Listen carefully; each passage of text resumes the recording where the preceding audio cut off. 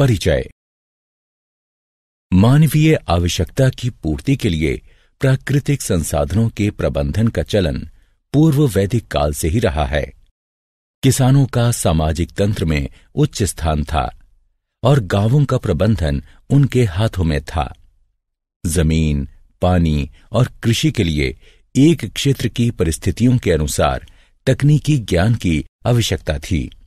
उन्होंने इस ज्ञान को प्राप्त किया और अनुभव व करके सीखिए द्वारा दक्षता को विकसित किया। जनसंख्या वृद्धि के कारण प्राकृतिक संसाधनों के अत्यधिक शोषण से कई कठिन समस्याएं उत्पन्न हो गईं।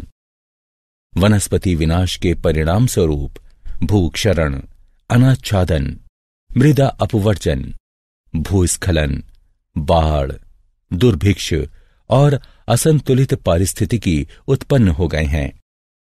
संतुलित पारिस्थितिकी अति आवश्यक है। पर्यावरण के प्रति जागरूक उपभोक्ता 3R कम उपयोग, पुनः प्रयोग और पुनः चक्रण की संकल्पना व्यवहार में लाकर अपशिष्ट का कम उत्पादन कर रहे हैं। वे उन उत्पादों को खरीद रहे हैं जो कम विषैले हैं अथवा जिनमें कम पैकेजिंग है। पुनः प्रयोग वाले कंटेनर व अन्य पुनः प्रयोग वाले सामानों का उपयोग कर रहे हैं। उत्पादों की देखभाल और मरम्मत कर रहे हैं।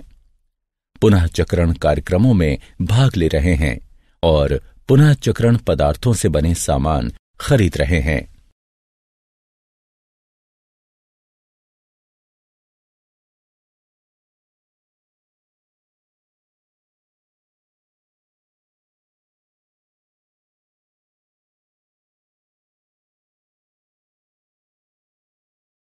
उद्देश्य।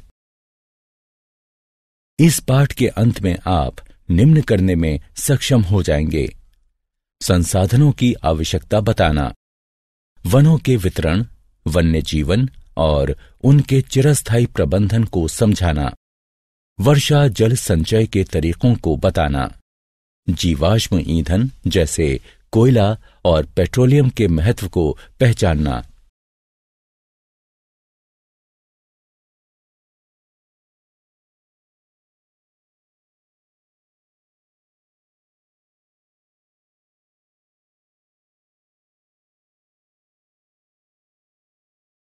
हमें अपने संसाधनों का प्रबंधन क्यों करना चाहिए? कोई आश्चर्य नहीं कि हमारे प्राकृतिक संसाधनों के दोहन और विकास के बहुत लाभ होते हैं, विशेषतया भवन निर्माण, विनिर्माण, पेशेवर, वैज्ञानिक और तकनीकी सेवाओं में। अर्थव्यवस्था में तमाम वृद्धि हीरे, तेल और विशेषकर गैस जैसे प्राकृतिक संसाधनों द्वारा होती है तथा इस संसाधन की गतिविधि और दूसरे क्षेत्रों जैसे खुदरा व्यापार के मध्य कड़ी इतनी मजबूत नहीं है जितनी की हो सकती है। हालांकि ये वृद्धि एक अच्छी खबर है, परंतु इसका मतलब ये भी हुआ कि बहुत से प्राकृतिक संसाधन प्रयुक्त हुए जा रहे हैं। कुछ संसाधन ऐसे भी हैं जिनका स्थान कोई नहीं ले सकता, इसलिए उनकी समुचित देखभाल करना हमारा कर्तव्य है। वन तथा वन्य जीवन।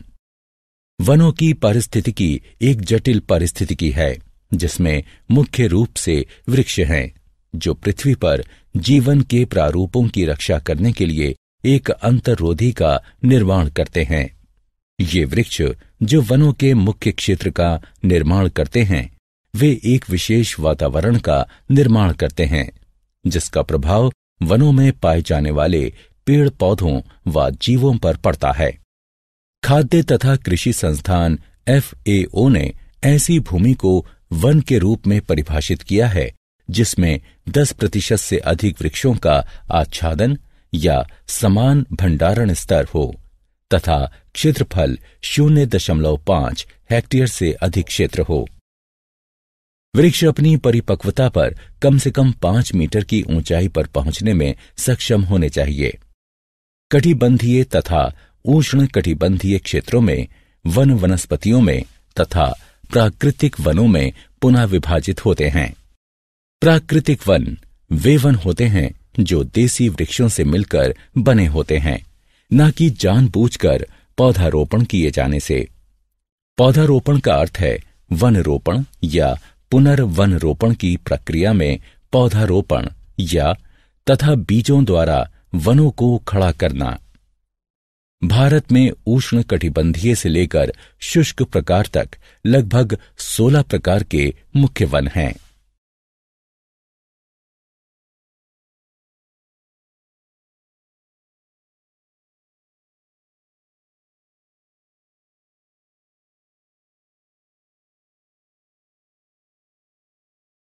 जहां कहीं भी सबसे गर्म माह में औसत तापमान लगभग 10 डिग्री सेल्सियस तथा वार्षिक औसत वर्षा लगभग 200 मिलीमीटर होती है, वहां पर वन विकसित हो सकते हैं।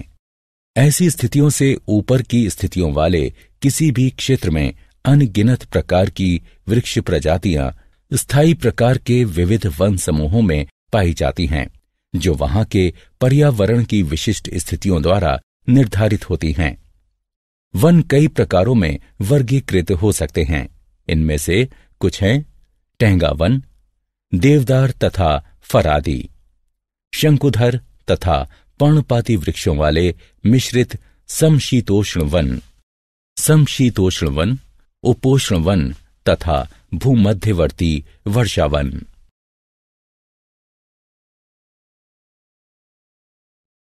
यह माना जाता है कि भारत में वन संपत्ति का संगठित दोहन शिकार में वृद्धि के साथ आरंभ हुआ।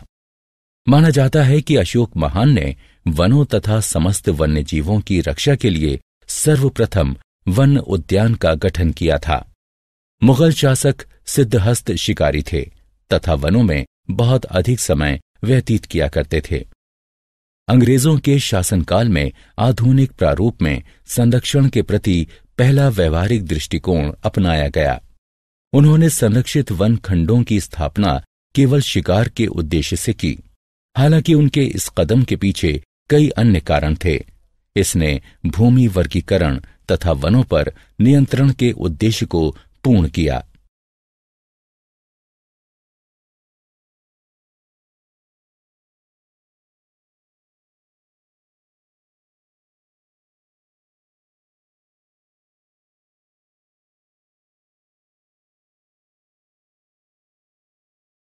स्थायी प्रबंधन वन समृद्ध तथा जटिल पारिस्थितिक तंत्र हैं जो जैव विविधता में सहायता करते हैं, मूल्यवान पारिस्थितिकी अनुकूल सेवाएं प्रदान करते हैं तथा इनमें पर्यटन की असीम संभावनाएं होती हैं। विशेष रूप से वस्तुतः लाखों निर्धन व्यक्ति भोजन, जल, ईंधन, वस्त्रों तथा काष्ठ यानी लकड़ी तथा गैर काष्ठ उत्पादों के लिए ही नहीं बल्कि उत्तरजीविता के लिए वनों पर ही निर्भर करते हैं। स्थायित्व अर्जित करने के लिए इस पर पुनर्विचार होना चाहिए, जिसे हम मूल आवश्यकता कहते हैं। हमारे समाज में ये कहना बहुत ही आम है कि हमें एक प्रदत्त संसाधन की आवश्यकता है, लेकिन वस्तुतः हम में से कितनों को इसकी आवश्यकता होती है तथा साथ ही हम ये कैसे निर्धारित करते हैं कि हमारे पारिस्थितिक तंत्र तथा इनमें निवास कर रहे जीवों के लिए क्या मूल आवश्यकता है।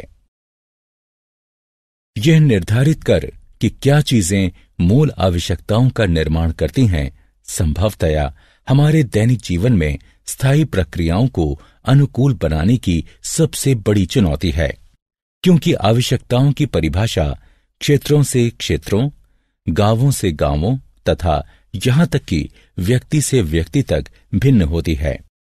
यद्यपि पारिस्थितिकी विशेषज्ञ बहुधा उसके मूल्यांकन के विरुद्ध होते हैं, जिसे अमूल्य माना जाता है, लेकिन लोग वनों के आर्थिक लाभों को न मानते हुए बहस करते हैं। उनकी संरक्षण स्थिति को आंका नहीं जाता है, क्योंकि उनके विविध आर्थिक योगदान अधिकतर अमूल्यांकित तथा जानकारी से परे रह जाते हैं।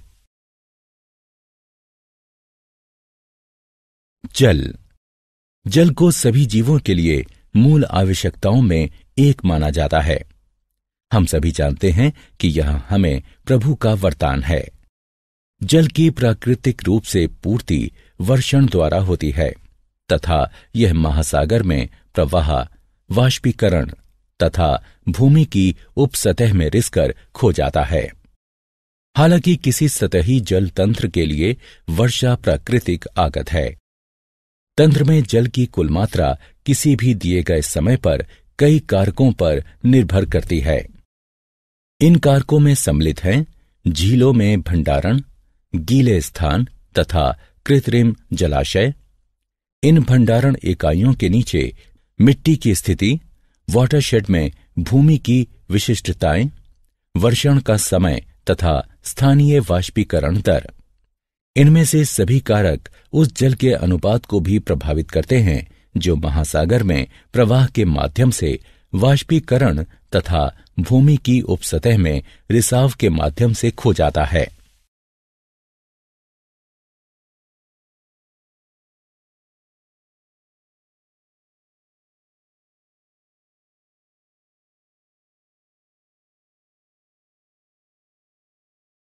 मानवीय गतिविधियां इन कारकों पर काफी प्रभाव डाल सकती हैं।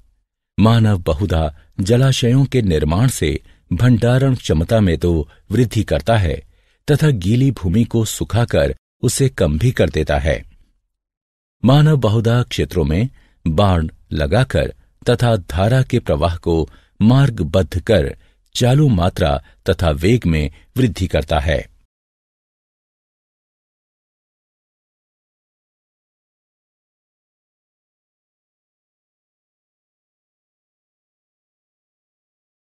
वर्षा जल संचयन। समय के साथ बढ़ती जनसंख्या, बढ़ते औद्योगिकरण तथा विस्तृत कृषि ने जल के लिए मांग में वृद्धि करती है। जल को एकत्र करने के लिए बांध बनाकर तथा जलाशयों का निर्माण कर तथा कुएं खोदकर प्रयास किए जा रहे हैं। कुछ देशों ने तो जल को पुनः चक्रण तथा लवण मुक्त करने का भी प्रयास किया है। जल संरक्षण आज की आवश्यकता है। वर्षा जल के संचयन द्वारा भूजल स्तर में वृद्धि का विचार आज कई शहरों में महत्वपूर्ण होता जा रहा है।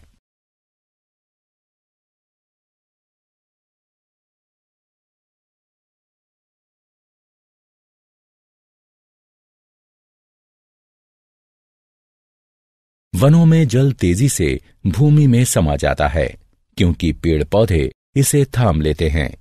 यह भूमिगत जल बदले में कुओं, झीलों तथा नदियों में चला जाता है। वन संरक्षण का अर्थ है जल ग्रहों का संरक्षण। प्राचीन भारत में लोगों का मानना था कि वन नदियों की माता हैं तथा वे इन जल निकायों के स्रोतों की पूजा आराधना किया करते थे। यह जल संरक्षण की एक बेहद ही लोकप्रिय पद्धति बनती जा रही है, विशेषकर शहरी क्षेत्रों में।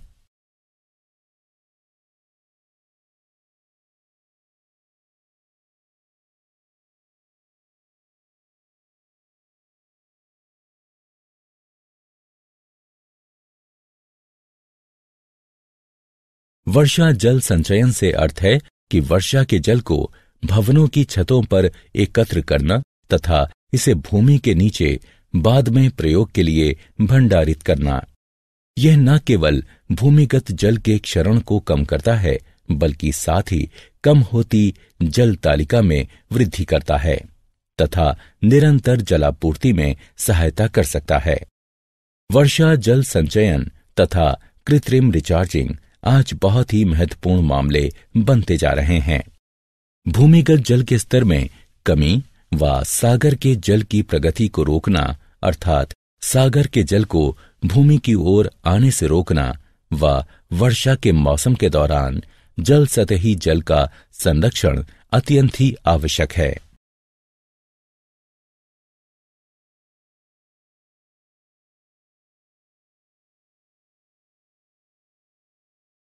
कोयला तथा पेट्रोलियम।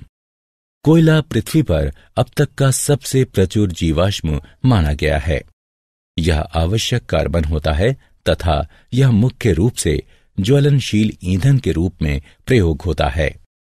कोयले का वृहद स्तर पर प्रयोग 19वीं शताब्दी में औद्योगिक क्रांति के साथ आरंभ हुआ। जैसे जैसे उद्योगों की संख्या में वृद्धि हुई, वैसे वैसे ऊर्जा के मुख्य स्रोतों की मांग भी बढ़ती गई।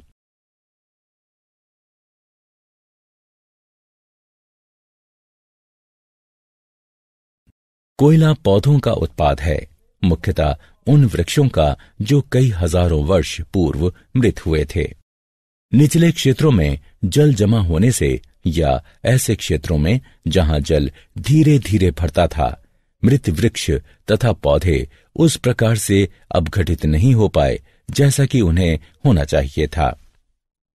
मृत पौधे जल से आच्छादित होते गए तथा वे वायु के ऑक्सीकरक प्रभावों से अछूते रहे। कुछ जीवाणुओं के कार्यों ने ऑक्सीजन तथा हाइड्रोजन छोड़ी, जिसने अवशेष को कार्बन में समृद्ध तथा और भी समृद्ध बनाया। इस कार्बन समृद्ध तत्वों की चौड़ी परत, जिसे पांस कहा जाता है, हजारों वर्षों में बनी। जैसे जैसे और सामग्रियां पांस पर एकत्रित होती गईं, जल उनसे निचुड़ता गया, जिससे कार्बन समृद्ध पौधे के अवशेष ही बचे। दाब तथा तापमान ने सामग्री को और भी संपीड़ित किया।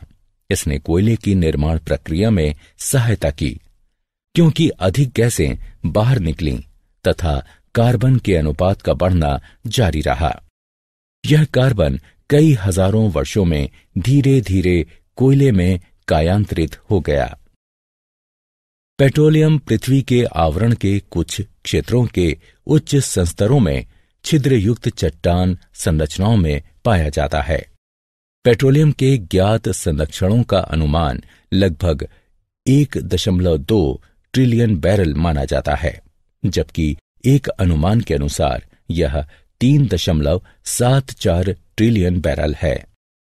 इस समय इसकी खपत लगभग 84 मिलियन बैरल प्रतिदिन अथवा 31 बिलियन बैरल प्रतिवर्ष है। जलाशयों की अभियांत्रिकी समस्याओं की वजह से प्राप्त किया जाने वाला तेल भंडार प्लेट में तेल की तुलना में काफी कम है। वर्तमान में खपत के स्तर को देखते हुए यह भंडार 32 वर्षों उपरांत लगभग 2039 में समाप्त हो जाएगा। हालांकि ये नई खोजों, मांग में बदलाव, बेहतर तकनीक, जनसंख्या प्रगति, तीसरी दुनिया के देशों में औद्योगिकरण तथा अन्य कारकों की अनदेखी करता है। यद्यपि आने वाले वर्षों में तेल के ही ऊर्जा के मुख्य स्रोत रहने का अनुमान है, वहीं ऊर्जा विकास के अन्य विकल्प जैसे सौर ऊर्जा, पवन ऊर्जा, ब्यूटेनॉल, इथेनॉल, फोटोवोल्टिक, परमाणु ऊर्जा, हाइड्रोजन या तैलीय पत्थरों से तेल या तैलीय रेत से तेल वृद्धि कर सकते हैं। चीन एवं भारत जैसे विकासशील देश जो क्योटो प्रोटोकॉल से बाहर हैं, इनमें प्रचुरता के कारण कोयले के उपयोग में वृद्धि हो सकती है। 3R अर्थात कम उपयोग, पुनः प्रयोग तथा पुनः चक्रण। व्यर्थ की खरीदारी न कर अनावश्यक अपशिष्टों को कम करना। वे वस्तुएं जो कभी कभी ही प्रयोग की जाती हैं, उन्हें या तो किसी से उधार लिया जा सकता है या किसी अन्य के साथ साझा किया जा सकता है। कैन के स्थान पर बोतल खरीदें तथा दोबारा चार्ज होने वाली बैटरी खरीदें। उन वस्तुओं को पुनः प्रयोग करें जिन्हें आप बहुधा खराब मान लेते हैं। कभी कभी ये अन्य उद्देश्यों की भी पूर्ति करती है। वस्तुओं को फेंकने के स्थान पर उन्हें किसी अन्य कार्य में प्रयोग कर आप अपशिष्टों को कम कर सकते हैं। कागज तथा लिफाफों को नोट लिखने के लिए फालतू कागज के रूप में प्रयोग किया जा सकता है। अपने उन व्यर्थ उत्पादों का पुनः चक्रण करें जिनसे आप कुछ ऊर्जा संरक्षित कर सकते हैं। सुनिश्चित करें कि आपके घर में कूड़ेदान हो। इसे एक ऐसे स्थान पर रखें कि आप इसका प्रयोग करना भूलें नहीं। सारांश। आइए हमने जो कुछ सीखा है उसे संक्षेप में दोहराएं।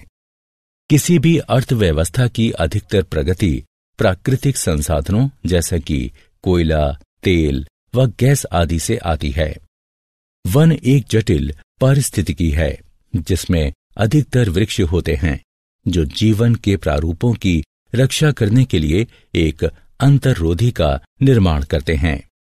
खाद्य तथा कृषि संस्थान FAO ने ऐसी भूमि को वन के रूप में परिभाषित किया है जिसमें 10% से अधिक वृक्षों का आच्छादन या समान भंडारण स्तर हो तथा क्षेत्रफल 0.5 हेक्टेयर से अधिक क्षेत्र हो। उपोष्ण तथा उष्ण कटिबंधीय क्षेत्रों में वन वनस्पतियों तथा प्राकृतिक वनों में उपविभाजित होते हैं।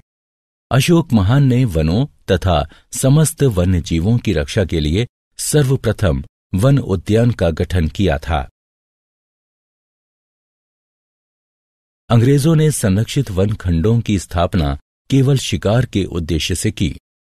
जल की प्राकृतिक रूप से पूर्ति वर्षण द्वारा होती है तथा यह महासागर में प्रवाह, वाष्पीकरण तथा भूमि की उपसतह में रिसाव के माध्यम से खो जाता है।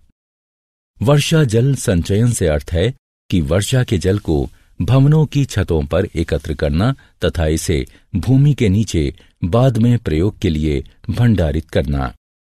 कोयला पौधों का उत्पाद होता है, मुख्यतः उन वृक्षों का जो कई हजारों वर्ष पूर्व मृत हो गए थे।